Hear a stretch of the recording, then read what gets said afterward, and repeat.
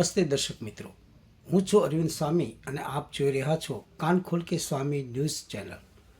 આ એપિસોડમાં આપણે વાત કરીશું અમેરિકાથી આવેલા ગેરકાયદે ભારતીયો વિશે.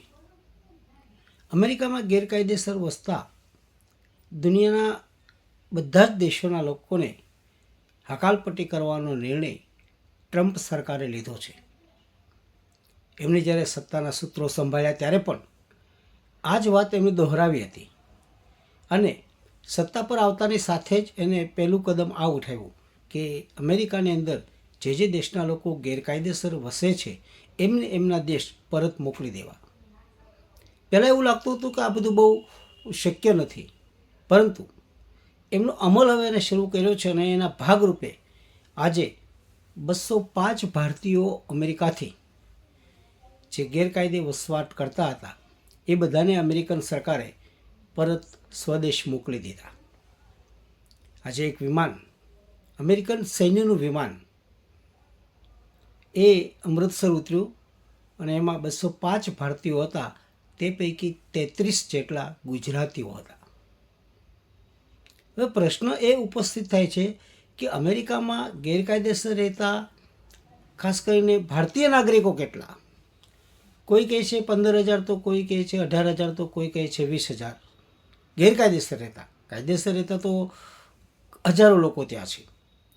પરંતુ એ બધાને શું ટ્રમ્પ સરકાર પરત મોકલશે? આ એક સવાલ પણ ઊભો થયો છે. બીજી વસ્તુ કે અમેરિકા છે એ બીજા બધા બહારના દેશોના લોકોથી, નાગરિકોથી બનેલો દેશ છે. અમેરિકાનો જે કાંઈ વિકાસ થયો છે એમાં અમેરિકનનો જેટલો ફાળો છે એટલો જ ફાળો, એટલો જ સહયોગ જે બહારના દેશના નાગરિકો ત્યાં આવ્યા છે, જુદા જુદા ક્ષેત્રના, એમને પણ એમના ફાળે પણ આ યશ જાય છે અમેરિકાના વિકાસનું. પરંતુ ટ્રમ્પ સરકારે, ટ્રમ્પ 1 અને ટ્રમ્પ 2 સરકાર છે એ થોડી કડક મિજાજ ધરાવતી હોય. આખો એનો રવૈયો બદલાઈ ગયો છે એવું લાગે છે. હજુ તો ઘણા બધા ભારતીયો સ્વદેશ પાછા મોકલતા રહેશે, કેટલાક સ્વયં પણ આવતા રહેશે, પરંતુ એમને લાવવાની જે સિસ્ટમ હતી એ સાહેબ બરાબર નહોતી. એક વિમાનમાં 205 જણને લાવવા, અને એ પણ જ્યારે એને વિમાનની અંદર લઈ જતા હતા ત્યારે બધાના હાથ છે બાંધેલા હતા. આ કોઈ ગુનેગાર નહોતા, એટલા બધા રીઢા ગુનેગાર કે કોઈને ક્રિમિનલ એવો કોઈ ત્યાં ગુનો નહોતો કર્યો. હા, અમેરિકનના કાયદા પ્રમાણે ગેરકાયદેસર રીતે વસવું એ ત્યાં મોટો અપરાધ ગણાય છે અને ટ્રમ્પ સરકારે એ બધાને અપરાધીઓની શ્રેણીમાં મૂકી દીધા. પરંતુ ભારતીયોને જે રીતે એને મોકલ્યા છે એ બહુ ખરાબ રીતે એમને ભારતની અંદર મોકલ્યા છે. અત્યાર સુધી યુદ્ધો થયા, જુદા જુદા દેશમાં કંઈક હોનારતો થઈ હોય ને આપણે જ્યારે ભારતના નાગરિકોને પાછા લાવ્યા છીએ ત્યારે સ્વમાન સહિત એને પરત લાવ્યા છીએ.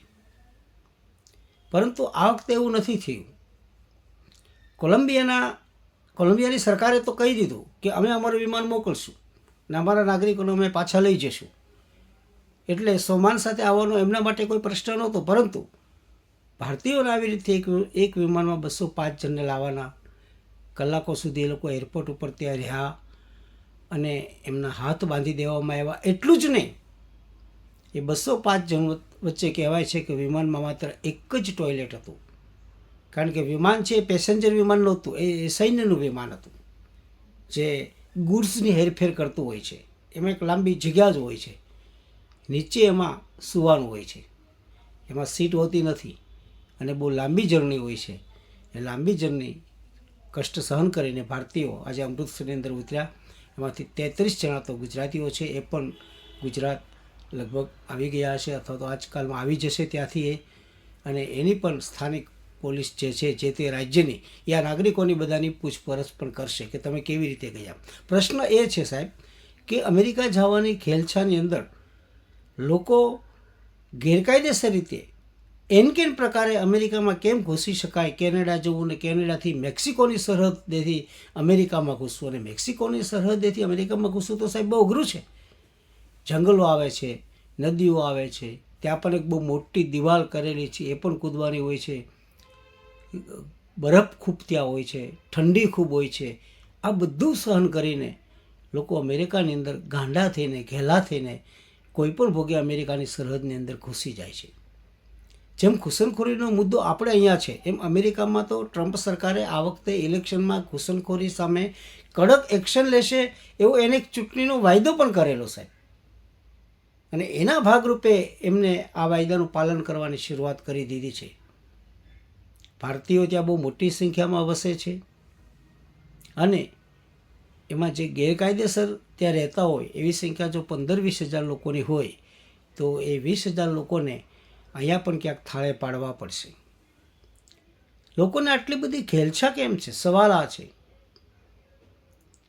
એક કારણ એવું છે કે ભાઈ અહીંયા જે રોજગારી મળવી જોઈએ એ રોજગારી એને મળતી નથી, એટલા માટે લોકો વિદેશ જાય છે.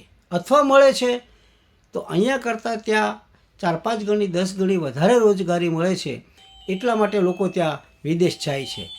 એટલે આ રીતે જવાની એક ધૂન લાગી છે, ઘેલછા લાગી છે. અને હવે જ્યારે સરકાર કડક થઈ છે ત્યારે એ બધા જ લોકોને અહીંયા સ્વદેશ પરત આવવું પડશે. અહીંયા એ ક્યાંક ને ક્યાંક ગોઠવાઈ જશે. પરંતુ અત્યારે આ મુદ્દો છે એ થોડોક ચર્ચાનો વિષય બન્યો છે.